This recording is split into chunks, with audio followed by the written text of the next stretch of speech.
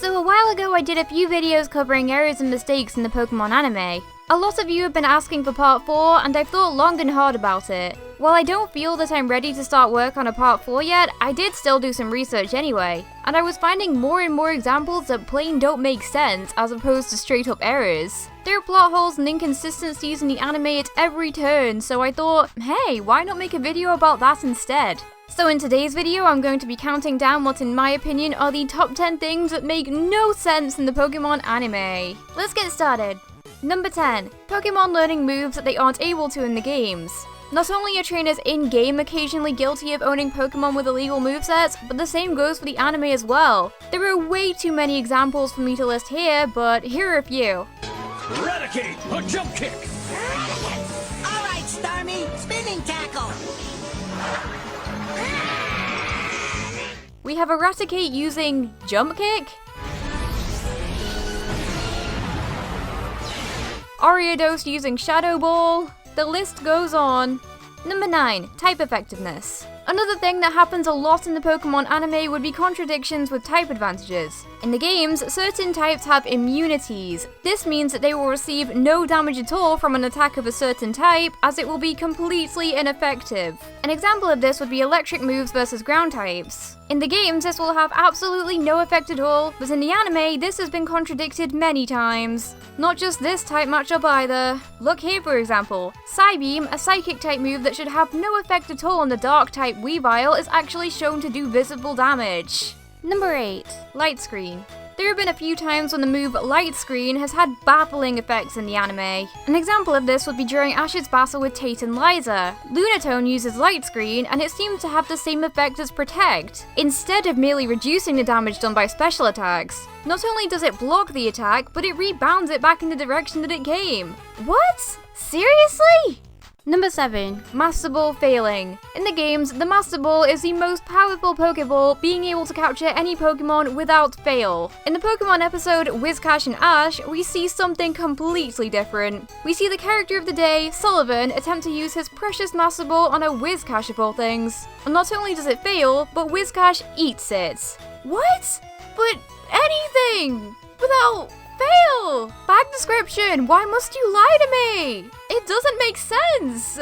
Number 6. Aim for the horn. In the episode Riddle Me This, Ash faces off against Cinnabar Island's gym leader Blaine. He's faced with a disadvantage when his Pikachu has to battle Blaine's Rhydon. Rhydon, of course, is a ground type, so it would be immune to electric attacks. Doesn't stop Ash from conducting his own little dingus strategy though. Apparently, the fact that Rhydon's horn acts like a lightning rod means that it can be hit by electric attacks. Trubbish! This is further contradicted by the fact that in-game, Rhydon even has the ability Lightning Rod, which draws in electric attacks. Does it suddenly become vulnerable to them after this? No! It's just another plot device created purely to make the battle more interesting, no matter how much it actually contradicts what we already know.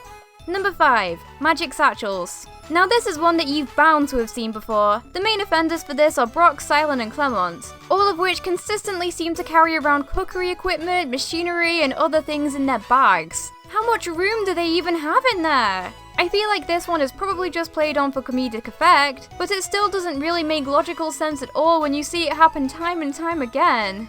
Number 4. Pokemon weights. We know that by now we should really take everything the Pokédex says with a pinch of salt, and this most definitely includes the weights listed for each Pokemon. But even if they are slightly off, the anime just makes a complete mockery of it. Look at Ash carrying Hippopotas on his head.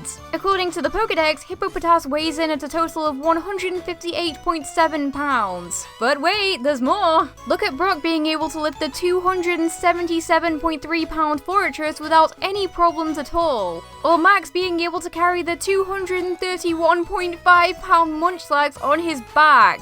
Either all of the characters in the anime are secretly ripped, or this seriously does not make sense. Number 3. The strength of Ash's Pikachu. Holy dingus, where do I even start with this one? The strength of Ash's Pikachu is just all over the place. It just doesn't make sense at all. It's all good and well showing this thing being able to take out legendaries, yes you heard me right, but then lose the thing so much weaker. It's brought up the debate that Ash's Pikachu may actually have a level reset every time Ash starts his journey in a new region. How else would we be able to explain the fact that this thing can be defeating legendaries one 1 minute, and then losing to a starter Snivy which likely had next to no battling experience so easily. It's just so irritating how it can be portrayed as so overpowered at one moment and then stupidly weak the next. Number 2. Thunder Armor. I have few words for this.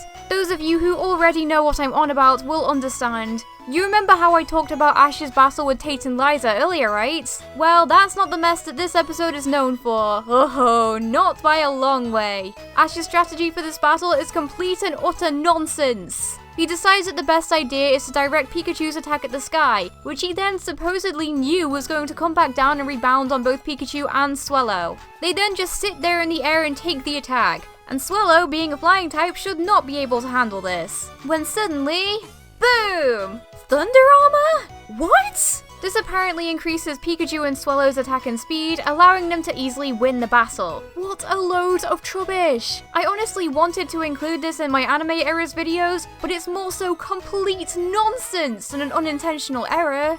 And number 1 is...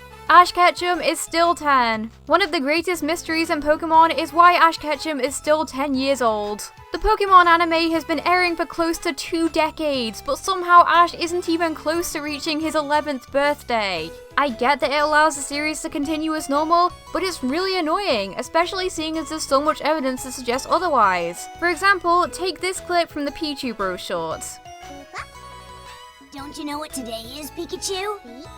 This is the day we first met. The day we first became friends. I think that's pretty special, don't you? I think I need to replay that.